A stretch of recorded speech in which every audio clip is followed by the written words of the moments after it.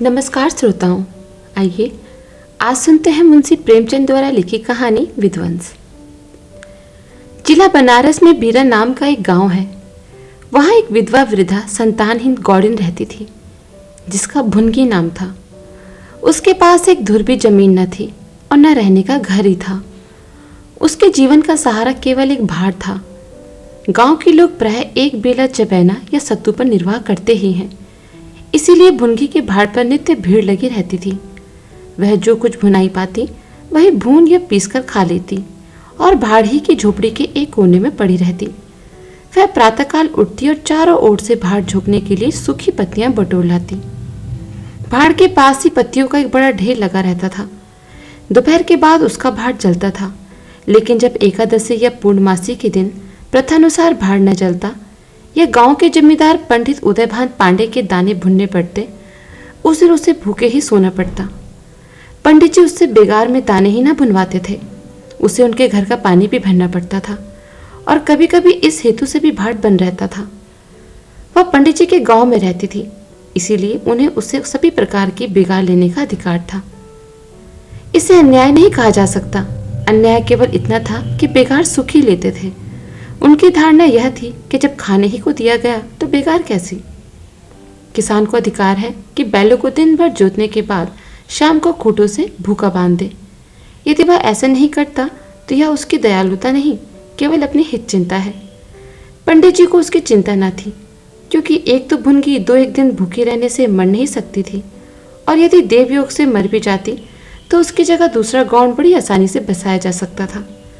पंडित जी की यही क्या कम कृपा थी कि वह भुनगी को अपने गांव में बसाए हुए थे। चैत का महीना था, संक्रांति का पर्व। आज के दिन नए अन्न का सत्तू खाया और दान दिया जाता है। घरों में आग नहीं जलती। भुनगी का भाड़ आज बड़े जोरों पर था। उसके सामने एक मेला सा लगा हुआ था। सांस लेने का भी अवकाश न था। ग्राहकों की जल्दबाजी पर कभी कभी झुंझला पड़ती थी कि इतने में जमींदार साहब के यहाँ से दो बड़े बड़े टोकरे अनाज से भरे हुए आ पहुंचे और हुक्म हुआ कि अभी भून दे। भुनगी दोनों टोकरे देखकर सहम उठी। अभी दोपहर था, पर सूर्यास्त के पहले इतना अनाज भुनना असंभव था। घड़ी दो घड़ी और मिल जाते तो एक अटवारे के खाने भर को अनाज हाथ आता। देव से इतना भी न देखा गया। इन यमदूतों को भेज दिया। अब पहर रात तक सेत मेत में भाड़ में जलना पड़ेगा। एक नैरस्य भाव से दोनों टोकरे ले लिए। चपरासी ने डांट कर कहा, देर न लगे, नहीं तो तुम जानोगी। भुनगी, यहीं बैठे रहो, जब भुन जाए तो लेकर जाना। किसी दूसरे के दाने छूं तो हाथ काट लेना। चपरासी, बैठने की हमें छुट्टी नहीं है, लेकिन तीसरे पहर तक दाना भुन जाए।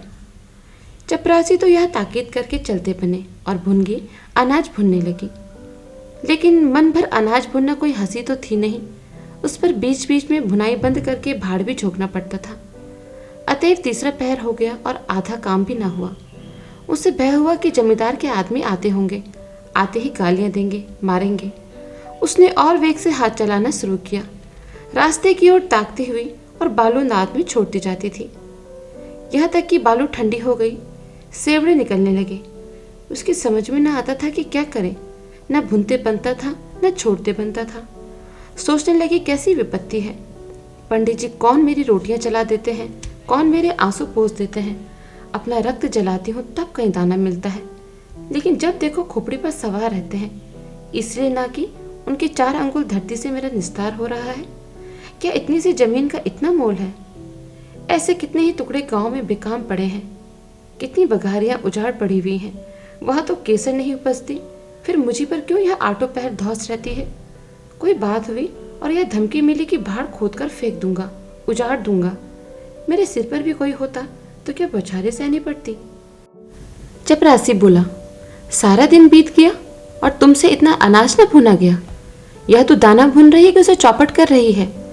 अरे यह तो बिल्कुल सेवड़े हैं, इनका सत्तू कैसे बनेगा। हमारा सत्यानाश कर दिया।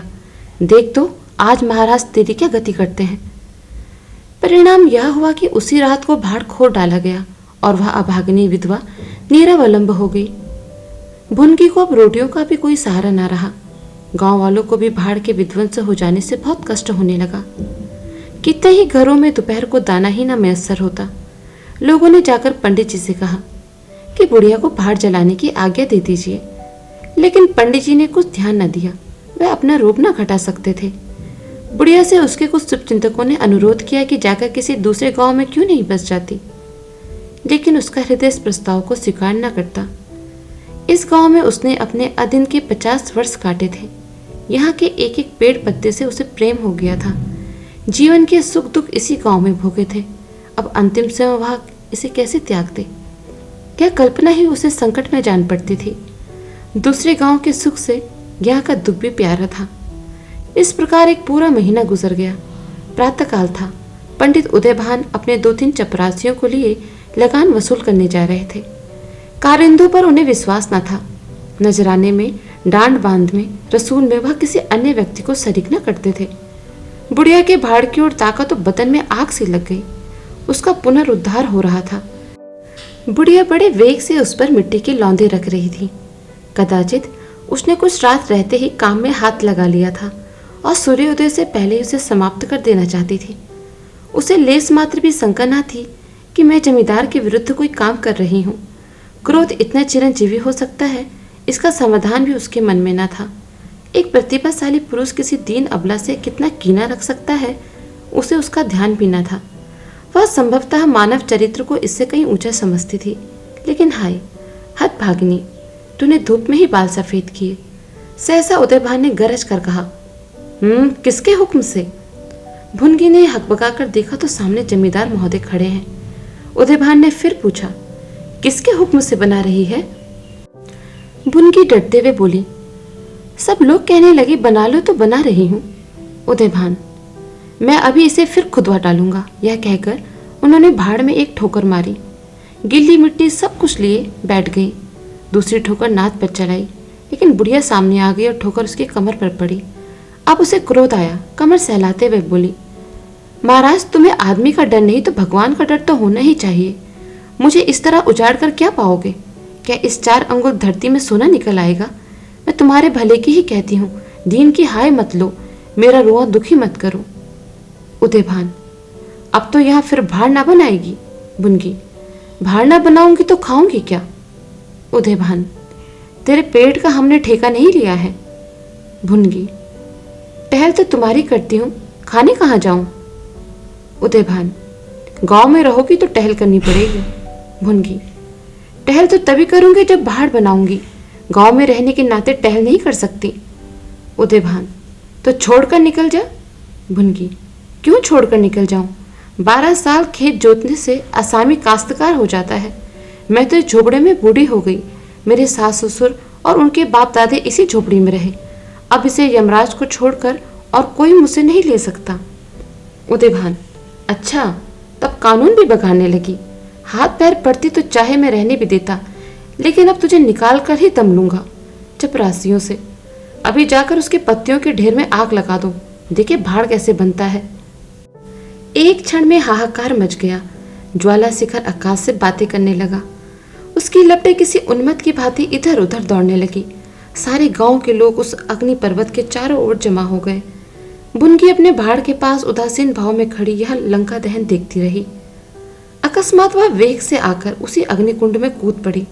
लोग चारों तरफ से दौड़े, लेकिन किसी की हिम्मत न पड़ी कि आग के मुंह में जाए। क्षण मात्र में उसका सूखा हुआ शरीर अग्नि में समाविष्ट हो गया। उसी दम पवन भी वेग से चलने लगा। उत्तरगामी लपटें पूर्व दिशा की ओर दौड़ने लगी। भाड़ के समीप ही किसानों की कई झोपड़ियां थी। वह सब उन्मत्त ज्वालाओं का ग्रास बन गई। इस भांति प्रोत्साहित होकर लपटें और आगे बढ़ी। सामने पंडित उदयभान की बघाड़ थी, उस पर झपटी। अब गांव में हलचल पड़ी। आग बुझाने की तैयारियां होने लगी, लेकिन पानी के छींटों ने आग पर तेल का काम किया। ज्वालाएं और भड़की और पंडित जी के विशाल भवन को दबोच बैठी। देखते ही देखते वह भवन उस नौका की भांति जो उन्मत्त तरंगों के बीच में झरोके खा रही हो, अग्नि सागर में विलीन हो गया। और वह क्रंदन ध्वनि जो उसके भस्म आवेश में प्रस्फुटित होने लगी, भुनगी के शोक में विलाप से भी अधिक करुणाकारी थी। तो ये थी आज की कहानी विध्वंस। धन्यवाद।